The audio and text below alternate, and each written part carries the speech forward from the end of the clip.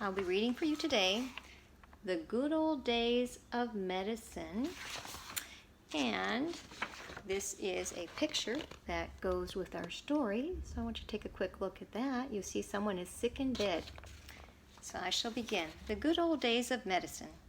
George Washington tossed and turned in bed this cold December morning in 1799. 2 days before, the retired president had ridden on horseback across Mount Vernon through the bitter cold and snow, then returned home tired and not feeling well. This morning, the 67-year-old first president of the United States felt worse. Doctors were called.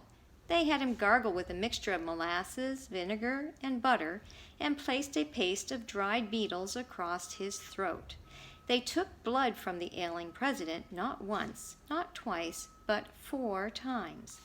Little wonder, then, that Washington was finally moved to say, "I pray you take no more trouble about me. Let me go quietly." He died December 14th, 1799, at 10 p.m. Today's doctors have many ways of helping patients and making them feel better. But this was not true in George Washington's time. In those days, the treatment was supposed to hurt. Medicine was supposed to taste awful, and the patient was supposed to feel miserable. How else, so the doctor's thinking went, could the doctor drive the sickness out of the patient? Americans of the late 1700s and early 1800s who placed themselves in the hands of doctors were in for some strange treatments. There were drugs vile enough to make patients stagger and forget who they were, and medicines that made patients froth at the mouth and vomit.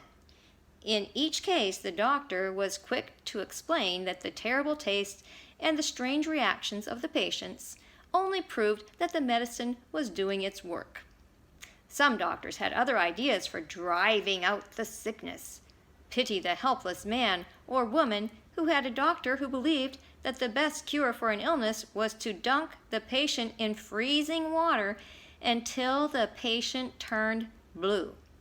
Or the poor patient whose doctor believed that the cure was to place the patient in a steam bath hot enough to make the patient scream. Doctors of those early days saved the worst treatments of all, however, for their sickest patients.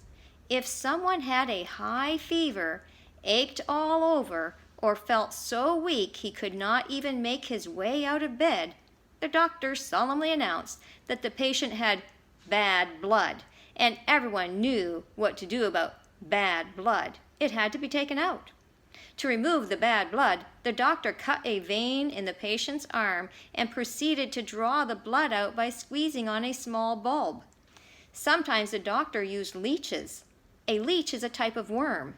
Instead of the bulb, leeches were placed on the patient's chest and left to suck out the bad blood. The men and women who moved westward in the late 1700s and early 1800s depended on doctors who traveled from one place to another. More often than not, this traveling doctor had never attended a medical school. Instead, he stuffed his saddlebag with, let's see if we can see this. He stuffed his saddlebag with a few drugs and a knife and simply announced he was a doctor. Little wonder, then, that many pioneers brave enough to take on all hardships kept their distance from the friendly doctor. These hardy pioneers turned to what has come to be called home remedies. We do not know for certain how most of these home remedies ideas began, but we do know that they were passed on from one person to another for many years. Here are a few of the home remedies practiced by early pioneers of the West.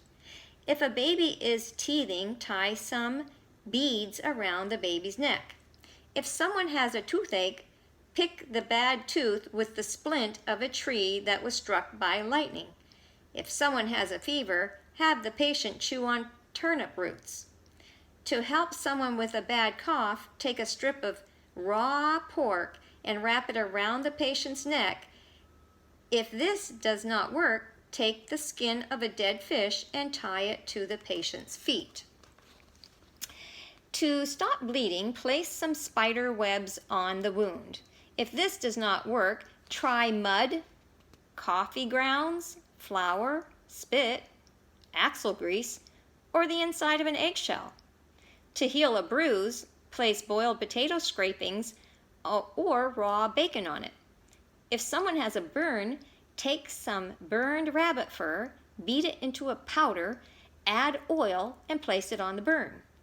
If someone has a cold, have them drink honey mixed with boiled onions, or try powdered dried frog skins, or pickle juice, or vinegar mixed with water. If none of these work, slice an onion and place it on a windowsill.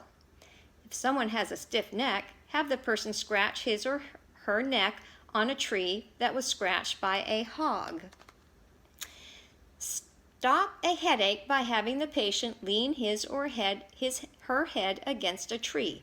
Then have another person hammer a nail into the other side of the tree.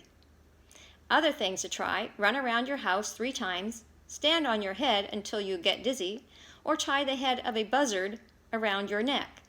If someone was bitten by a snake, cut a chicken in half and place it on the bite. Keep it there until the chicken turns green. Relieve a sunburn by cutting a raw tomato and rubbing it over the burn. Americans would have to wait until the middle and late 1800s before doctors began to use remedies based on science. So there we have the good old days of medicine, and I will ask you a few questions in a moment.